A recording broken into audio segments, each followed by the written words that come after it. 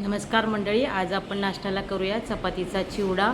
चपातीचे तुकडे करून घेऊया आणि मिक्सरच्या भांड्यात टाकून ते बारीक करून घेऊया अशा तऱ्हेने.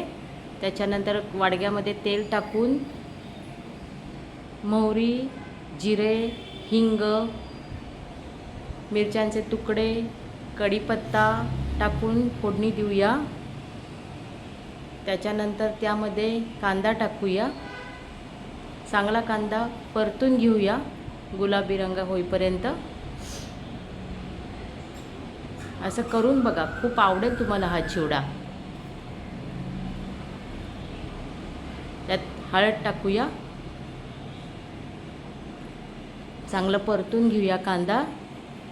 त्यानंतर चवीनुसार मीठ टाकूया, कारण का चपातीमध्ये सुद्धा मीठ असते, त्यामुळे कांद्यापुरतेच मीठ टाकूया. त्यानंतर लाल तिखट टाकूया, आपल्याला जसं तिखट आवडेल त्याप्रमाणे. त्यानंतर दाणे टाकून चांगलं खरपूस होईपर्यंत दाणे परतून घेऊया. त्यानंतर टमॅटो टाकूया. त्यानंतर चांगलं परतून घेऊया.